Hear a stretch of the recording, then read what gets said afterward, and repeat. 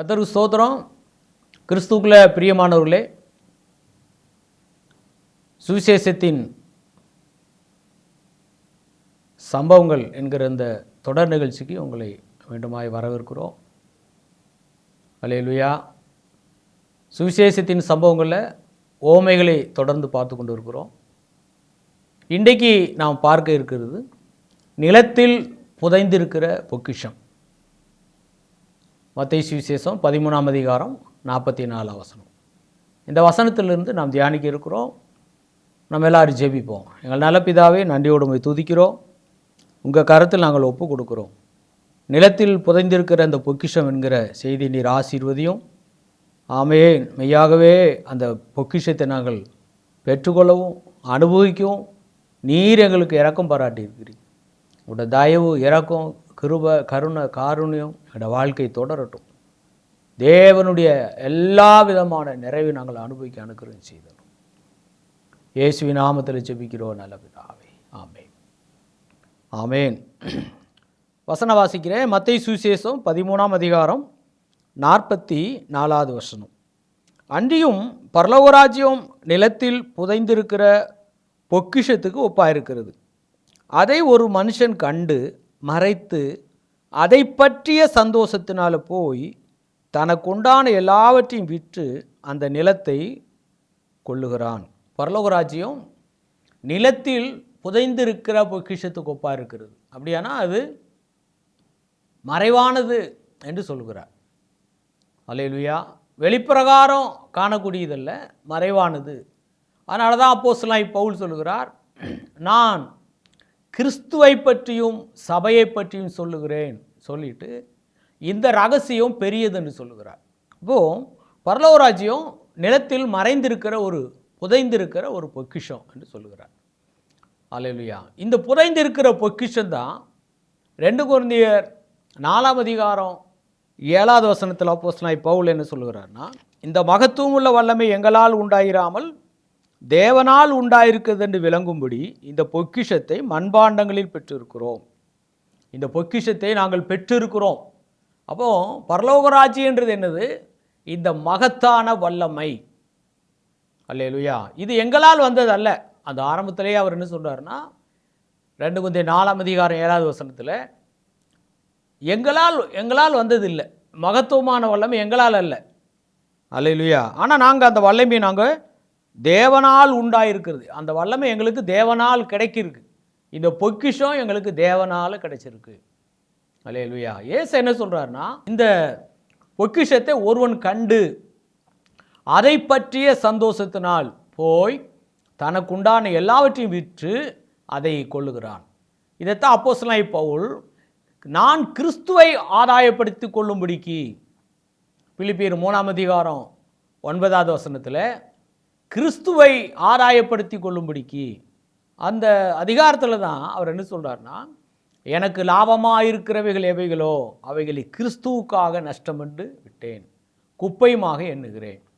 அப்போது அந்த பொக்கிஷத்தை கண்ட பிறகு அவனால் சும்மா இருக்க முடியல. ரெண்டாவது, அந்த பொக்கிஷத்தினுடைய விலை மதிப்பை அவனுக்கு நல்லா புரியுது. அல்லேலூயா. இந்த ஒரு பொக்கிஷம் நமக்கு கிடைச்சா போதும். இந்த ஒரு பொக்கிஷம் கிடைச்சிச்சுன்னா நம்மள்கிட்ட என்ன இருக்கோ அதை பார்க்கலும் ரொம்ப வலிமையானது, மேன்மையானது அப்படின்றத அவன் நல்லா புரிஞ்சுக்கிட்டான். உலக பிரகாரம் கூட பாருங்கள், ஒரு ஆள் ஒரு சாதாரண ஒரு வேலையில் இருக்கிறாங்க. சாதாரண வேலையில் ஒரு 20,000மோ 30,000மோ ஒரு சம்பளத்தில் வேலையில் இருக்கிறாங்க. அவங்களுக்கு திடீர்னு ஒரு 2 லட்ச ரூபா மதிப்புள்ள ஒரு சம்பளம் உள்ள ஒரு வேலை கிடைக்குன்னா என்ன பண்ணுவாங்கன்னா, இதை விட்டுடுவாங்க. இதை விட்டுட்டு அதை எப்படியாயிலும் அந்த நல்ல சம்பளம் வரக்கூடிய வேலையை அவங்க எப்படியாயிலும் என்ன செய்வாங்க, அதை அடையணும்னு சொல்லி முயற்சி பண்ணுறாங்க. இந்த அர்த்தத்தில் தான் இயேசு சொல்கிறார், அவன் தனக்குண்டானது எல்லாவற்றையும் விட்டு.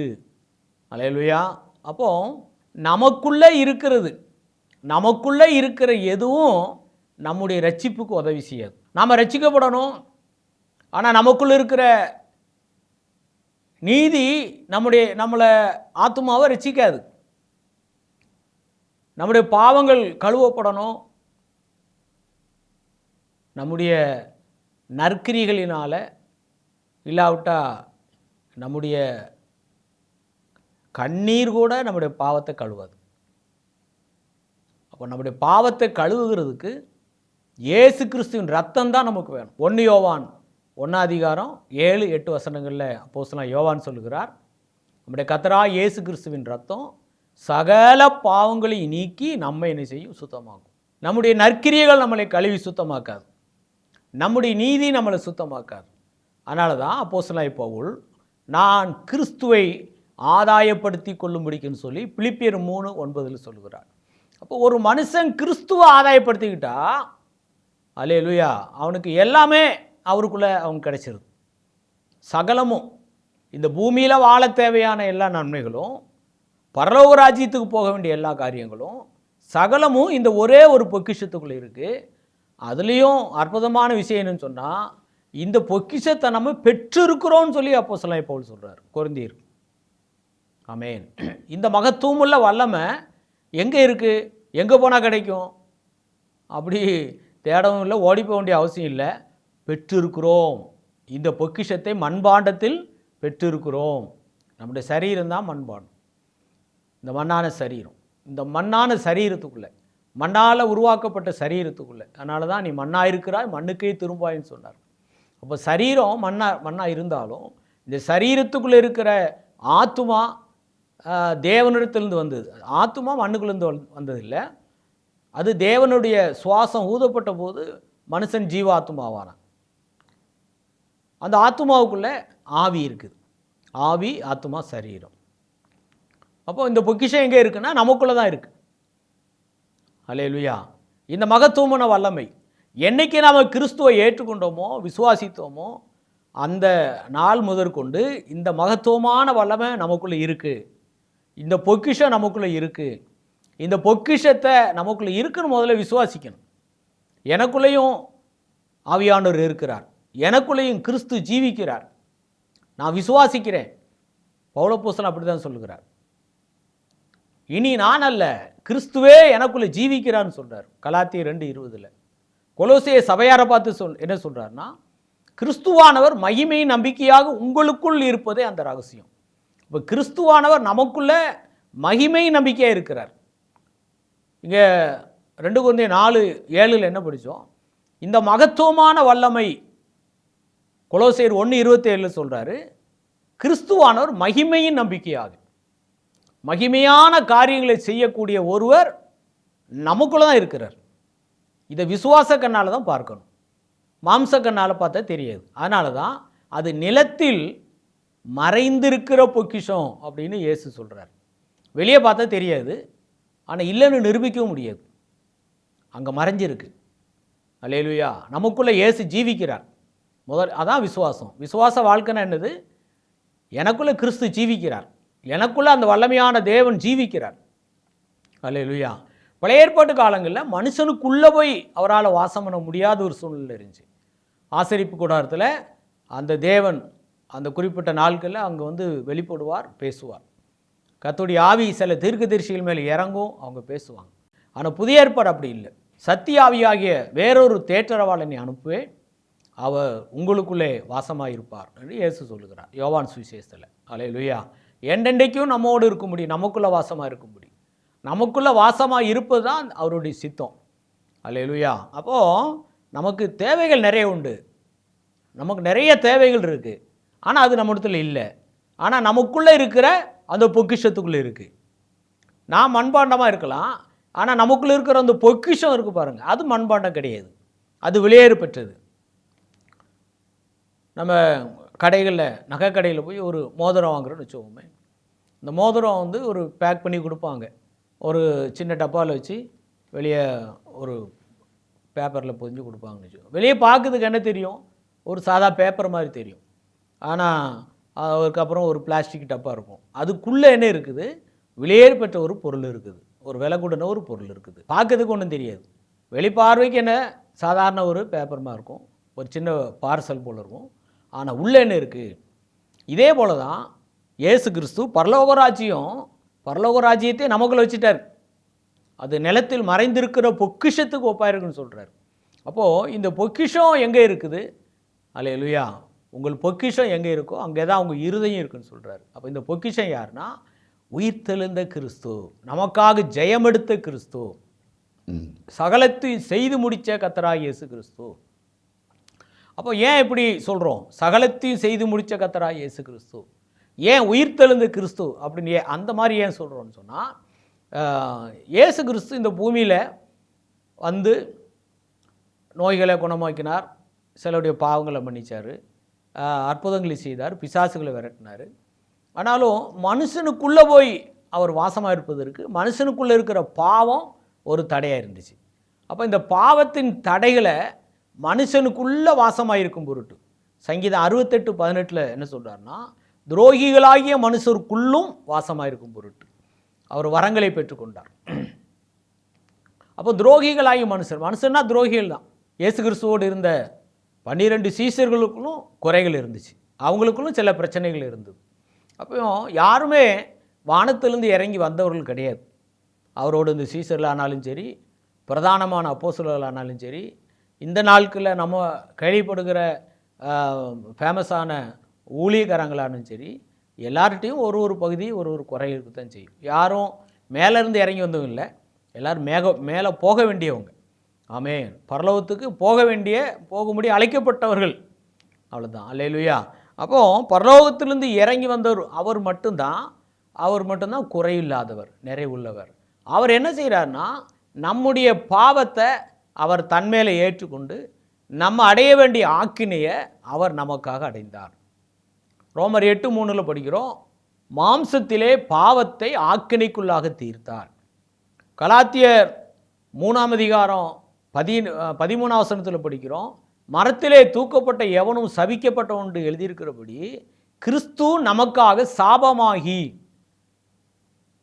அப்போ கிறிஸ்து நமக்காக பாவமாகி, சாபமாகி, மாம்சமாகி, யோவான் சுவிசேஷம் 1:14 படிக்கிறோம், அந்த வார்த்தை மாம்சமாகி, அப்போது உலகத்தில் அன்பு கூர்ந்தார், உலகமாகி, இப்படி எல்லாம் நம்ம என்ன நிலையில் இருந்தோமோ அதை அவர் எடுத்துக்கிட்டார்.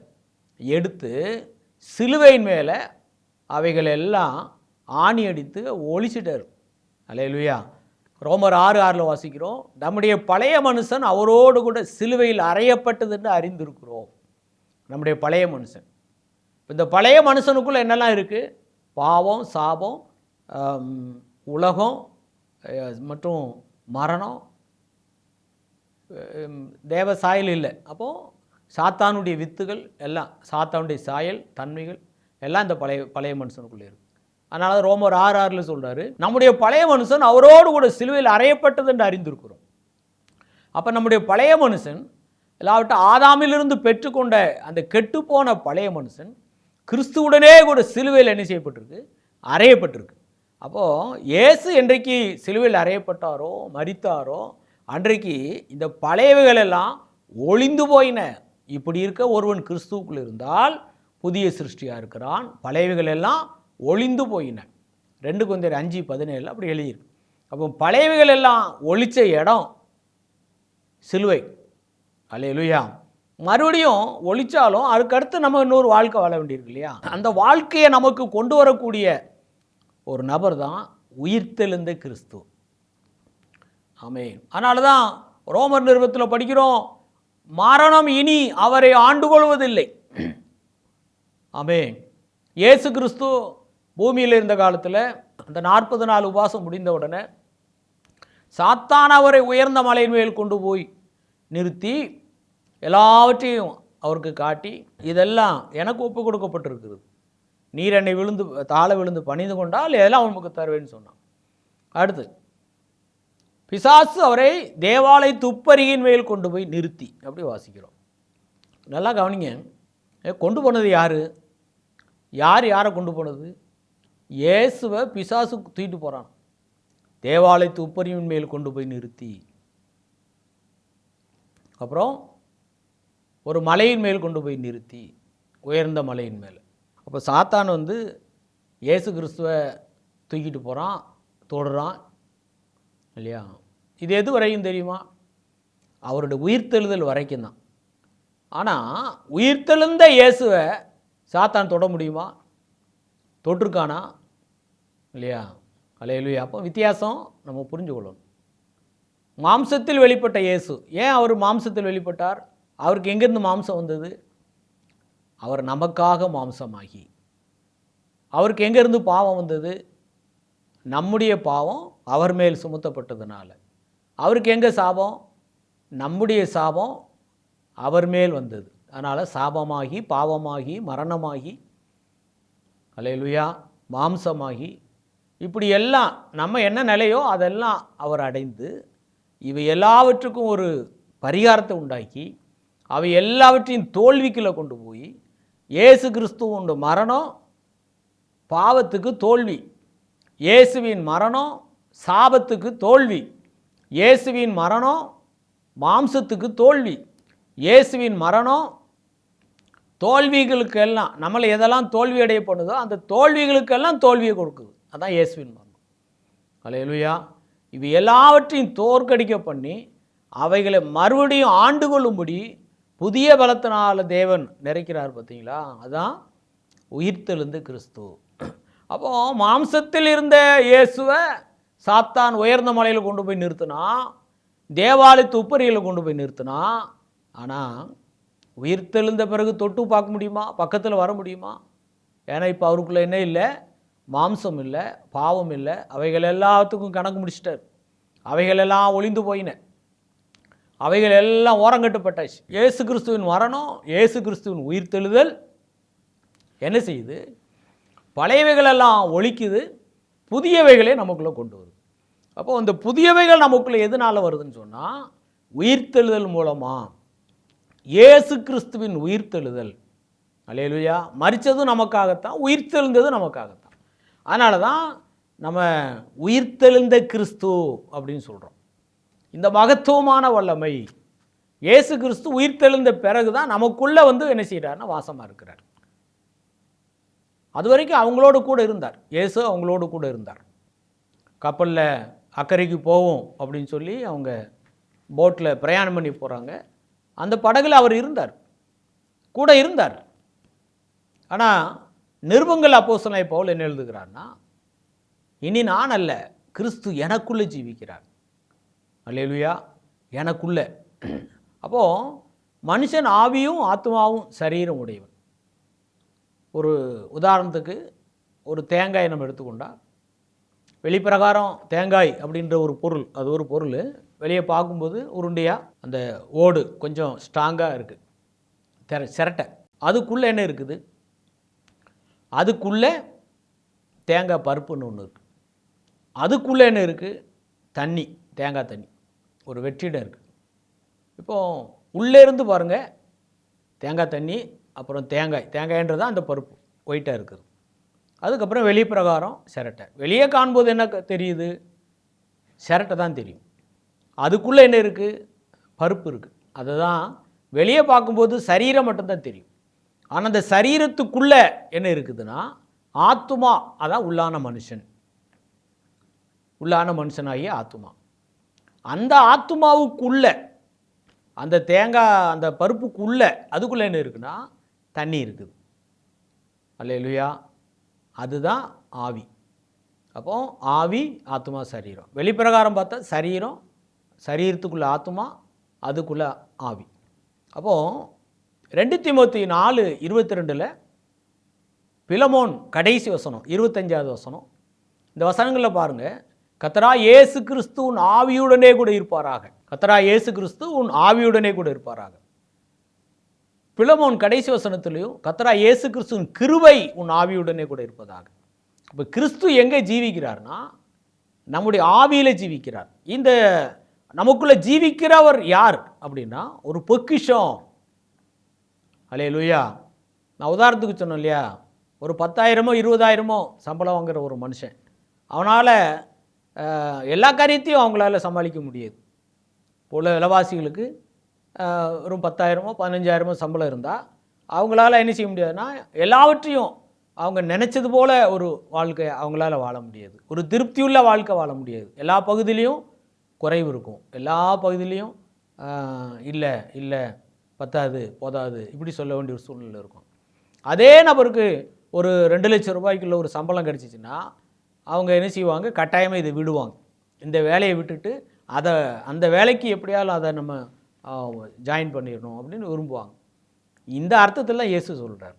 அப்போது ஒருவன் தனக்குண்டானது எல்லாவற்றையும் விற்றானா அப்படின்னு என்ன அர்த்தம்? அதான் பவுல் என்ன சொல்கிறாருன்னா, எனக்கு லாபமாக இருந்தவைகள் எவைகளோ அவைகளை கிறிஸ்துவுக்காக நஷ்டமென்று விட்டேன், குப்பையுமாக எண்ணுகிறேன். அவர் எதை லாபம்னு சொல்லி சொல்கிறாருன்னா, பிலிப்பியர் 3ஆம் அதிகாரத்தில், நான் 8ஆம் நாளில் விருத்த சேதனம் பண்ணப்பட்டவன், நான் இஸ்ரவேல் வம்சத்தான், பென்யமீன் கோத்திரத்தான், நியாயப்பிரமாணத்தின்படி குற்றஞ்சாட்டப்படாதவன், ஒரு பரிசேயன். இதெல்லாம் அவர் லாபம்னு நினச்சிட்டு இருந்தார்.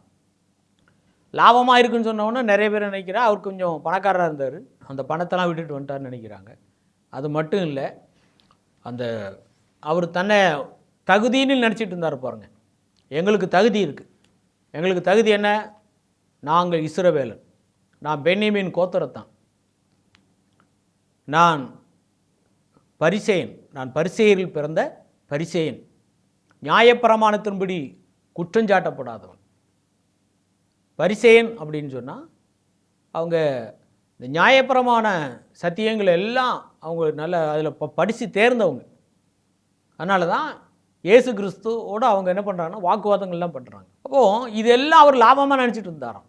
பரலோகத்துக்கு போகிறதுக்கு இவைகள் எல்லாம் போதுமாக இருந்திருக்குமானா, பாவ மன்னிப்புக்கு இவைகள் எல்லாம் போதுமாக இருந்திருக்குமானா, இந்த வெளிப்பிரகாரமாக தகுதின்னு சொல்லக்கூடிய காரியம் பாவ மன்னிப்புக்கோ நித்திய ஜீவனுக்கோ நரகத்திலிருந்து தப்புறதுக்கோ பரலோகராஜ்யத்தில் பிரவேசிப்பதற்கோ தகுதியாக இருந்திருக்குமானா, ஆண்டவராக இயேசு கிறிஸ்து இந்த பூமியில் வந்து பாடுபட்டு ரத்தம் சிந்தி வேதனைப்பட்டு மறிக்க வேண்டிய ஒரு தேவையும் கிடையாது.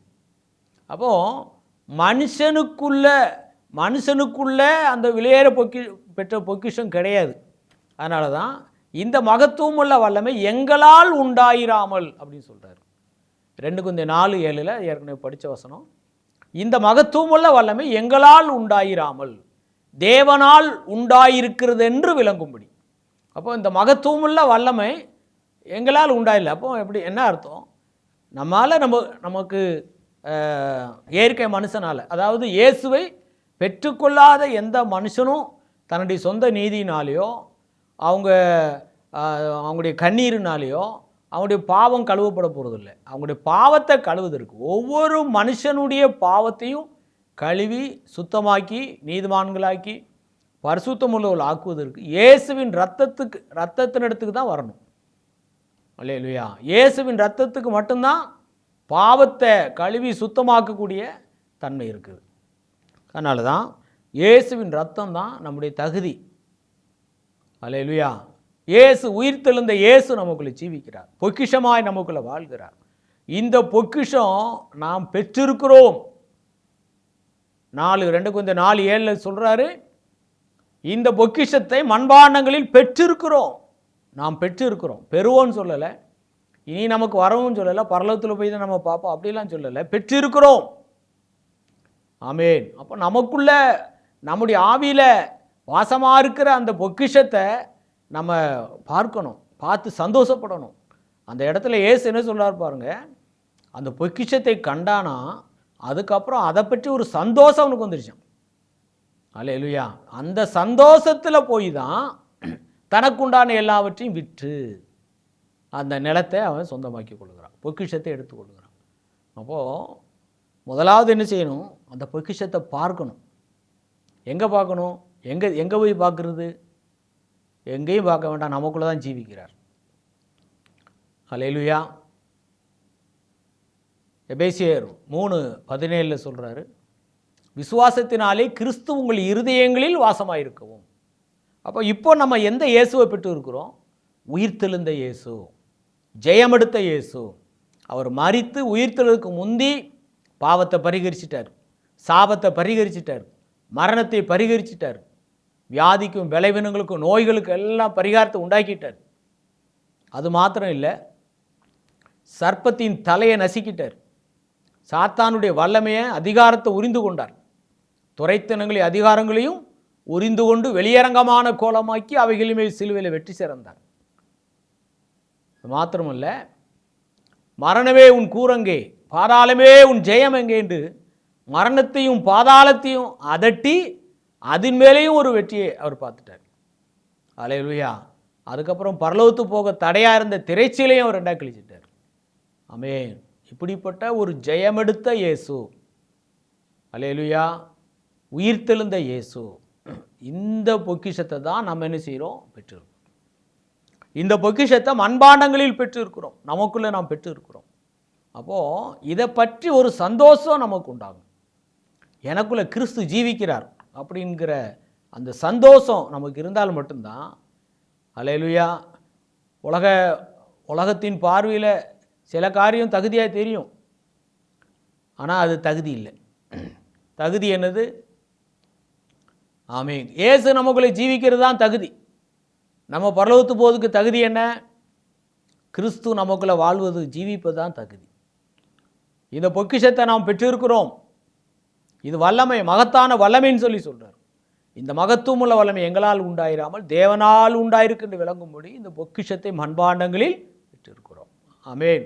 அருமையானவர்களே, நாம் அந்த பரலோக ராஜ்யத்தின் ஓமைகள் என்கிற இந்த தொடர் செய்தியில் இந்த நிலத்தில் மறைந்திருக்கிற பொக்கிஷம், அதாவது உயிர்த்தெழுந்த கிறிஸ்து, சகலத்தையும் செய்து முடித்த கிறிஸ்து நமக்காக நமக்குள்ளே இருக்கிறார். ஒரு பொக்கிஷம் போல நமக்குள்ளே இருக்கிறார். அல்லேலூயா.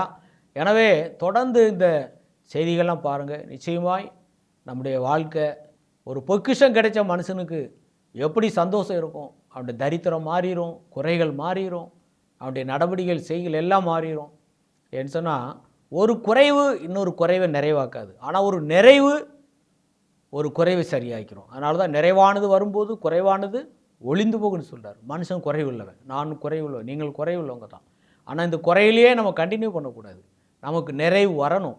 அந்த நிறைவு தான் உயிர்த்தெழுந்த கிறிஸ்து. அதுதான் நிலத்தில் மறைந்திருக்கிற பொக்கிஷம். இது வெளிப்பிரகாரம் தெரியாது, அனுபவித்தவங்களுக்கு தெரியும். ஆமென். அனுபவித்தவங்களுக்கு தான் அது தெரியும். அப்போ இந்த மகத்தான வல்லமை எங்கே இருக்குன்னா, எனக்குள்ளே இருக்குது. கிறிஸ்து எங்கே ஜீவிக்கிறார்? எனக்குள்ளே இருக்கிறார். ஆமென். கர்த்தராகிய இயேசு கிறிஸ்து எனக்காக எனக்குள் ஜீவிக்கிறார்.